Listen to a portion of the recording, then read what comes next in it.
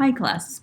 For this week's lesson, you'll be learning about how this particular author, Deborah Tannen, gets her specific audience to listen and understand the ideas and concepts that she's trying to convey for her reader. As I've been talking about before, when you're writing, you need to write with a particular reader in mind, and so a particular reading community in mind. And so that means we need to know a little bit about Deborah Tannen in this case. So she is a professor of linguistics at Georgetown University, and she is a successful author on books about language and society. So if we take a look at her website, we see that she is an accomplished author and has multiple books and New York Times articles as well. And so her audience for this particular piece, which was published in the Chronicle of Higher Education, consists predominantly of educators and college professors. And so in her very first few lines, she writes, "When I researched and wrote my latest book, You Just Don't Understand Women and Men in Conversation, the first thing from my mind was reevaluating my teaching strategies. But that has been one of the direct benefits of having written the book." So in this instance, how does she get her readers to sort of stop themselves in their tracks? And so she's writing this article for educators who already know who she is and who writes books about language and society, and they're going to be intrigued, like, oh, how did this cause you to change your teaching strategies? And so they're going to be curious. And the question right away is like, how did that happen? In the next paragraph, she writes, "The primary focus of my linguistic research always has been the language of everyday conversation. One facet of this is conversational style, how different regional, ethnic, and class backgrounds, as well as age and gender, result in different ways of using language to communicate. You Just Don't Understand is about the conversational styles of women and men. As I gained more insight into typical male and female ways of using language, I began to suspect some of the causes of the troubling facts that women who go to single-sex schools do better in later life, and that when young women sit next to young men in the classrooms, the males talk more. This is not to say that all men talk in class, nor that no women do. It's simply that a greater percent of discussion time is taken by men's voices. The research of sociologists and anthropologists such as Janet Lever, Marjorie Harness Goodwin, and Donna Eder has shown that girls and boys learn to use language differently in their sex-separate peer groups. Typically, a girl has a best friend with whom she sits and talks, frequently telling secrets. It's the telling of secrets, the way that they talk to each other, that makes them best friends. For boys, activities are central. Their best friends are the ones they do things with. Boys also tend to play in larger groups that are hierarchical. High-status boys give orders and push low-status boys around. So boys are expected to use language to seize center stage by exhibiting their skill, displaying their knowledge, and challenging and resisting challenges. So in the second paragraph, she identifies as a linguistic researcher and right away demonstrate her knowledge about the way language functions in relationship to ethnic backgrounds and to gender.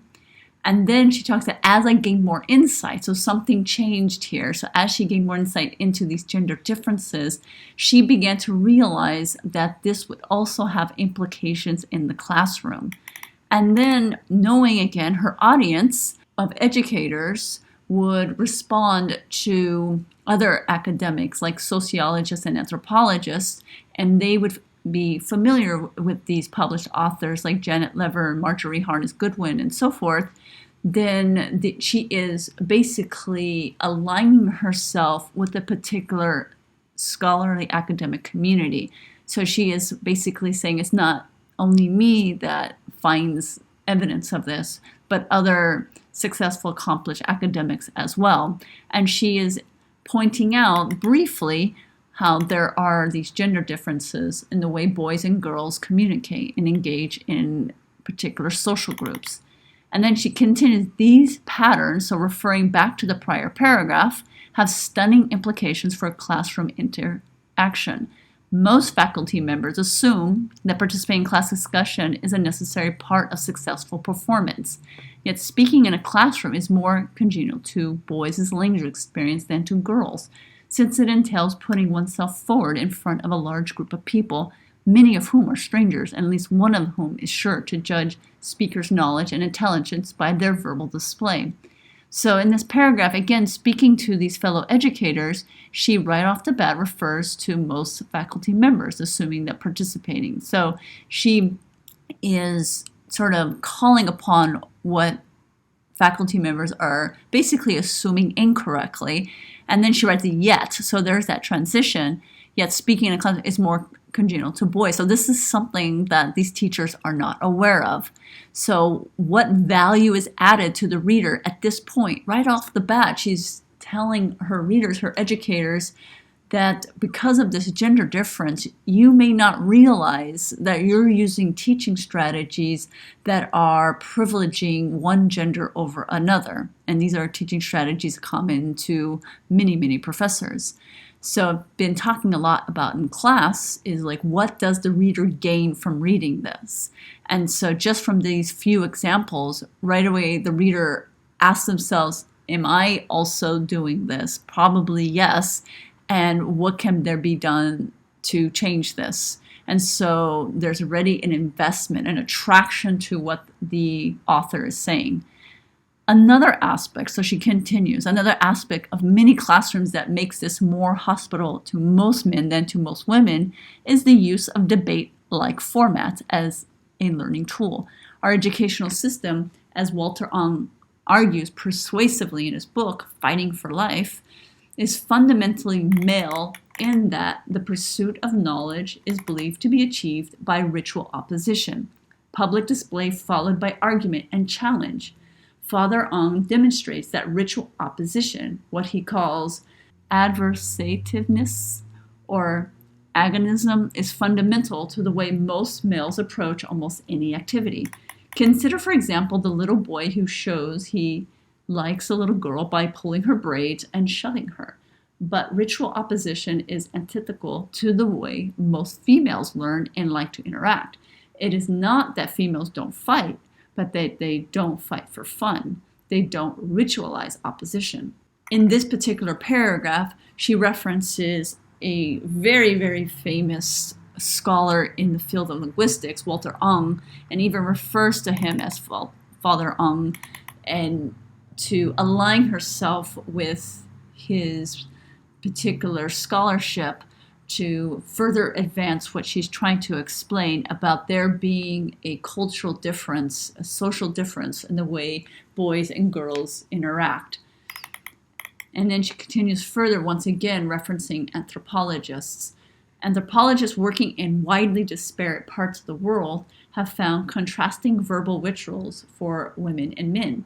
Women in completely unrelated cultures, for example Greece and Bali, engage in ritual laments, spontaneously produce rhyming couplets that express their pain, for example, over the loss of loved ones.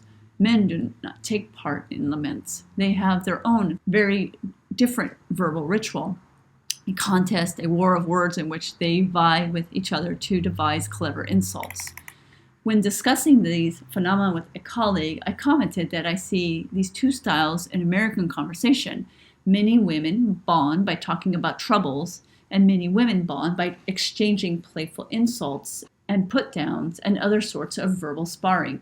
He exclaimed, I never thought of this, but that's the way I teach. I have students read an article, and then I invite them to tear it apart. After we've torn it to shreds, we talked about how to build a better model. And so in this particular paragraph here, she shares with a colleague what she has learned, and she shares this with a male colleague who in fact realizes, acknowledges that he does this very thing that has been studied in anthropology. And in this moment, she is sort of sharing this dialogue. So we see here where we could hear and imagine this particular professor and what his teaching style is. This contrasts sharply with the way I teach. I open a discussion of readings by asking, what did you find useful in this? So right off the bat, Deborah Tannen is comparing herself to this male professor, and she's quite different. And indirectly asking, is this difference due to their cultural differences in the way we construct gender in our society? What can we use in our own theory building, in our own methods, she asks. I note what I see as weaknesses in the author's approach, but I also point out that the writer's discipline and purposes might be different from ours.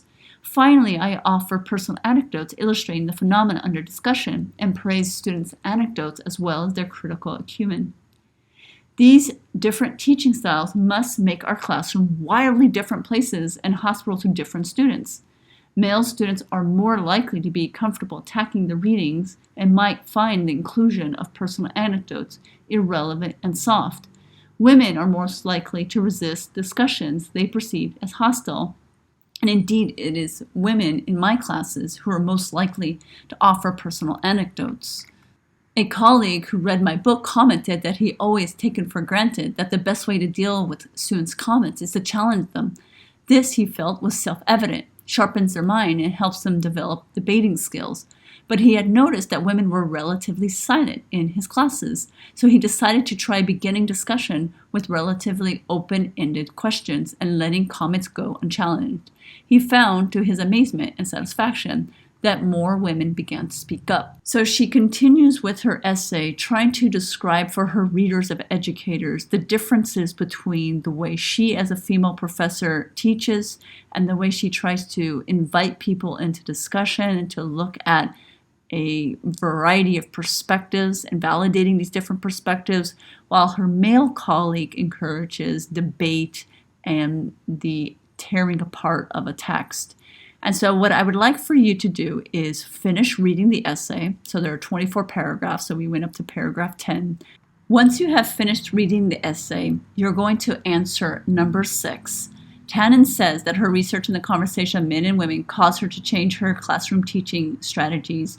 What are some of the changes she made? How compelling do you find her reasons for making them?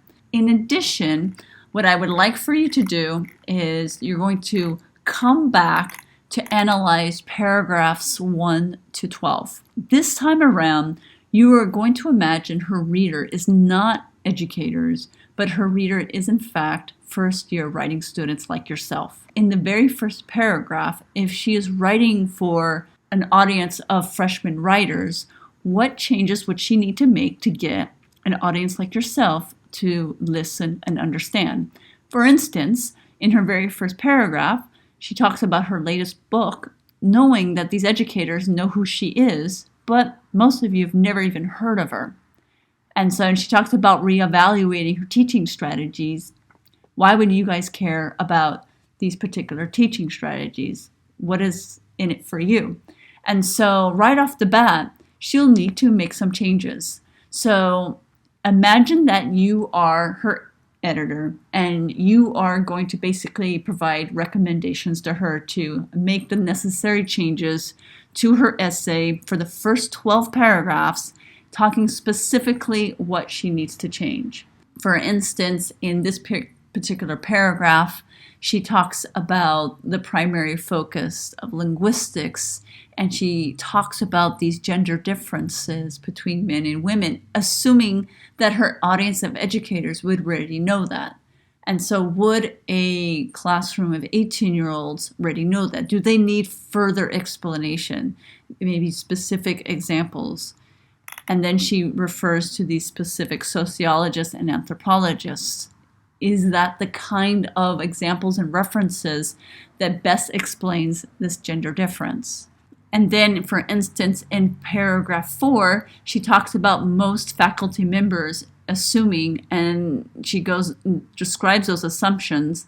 And so what are the basic assumptions of 18-year-olds? So maybe instead of describing what most faculty members assume, she needs to instead talk about what most 18-year-old freshman writers would assume coming into a college classroom. And so this is the type of advice and recommendations that you would be providing her. So imagine again that you're her editor. For the first 12 paragraphs, offer her advice on the specific changes that she can make to the individual paragraphs. So I would like for you to comment on each individual paragraph, just the first 12. And again, it can be advice to the order, it can be advice to things that she needs to develop or expand upon, things that she needs to define and explain in further detail. Okay, so again, you're the target audience. What does she need?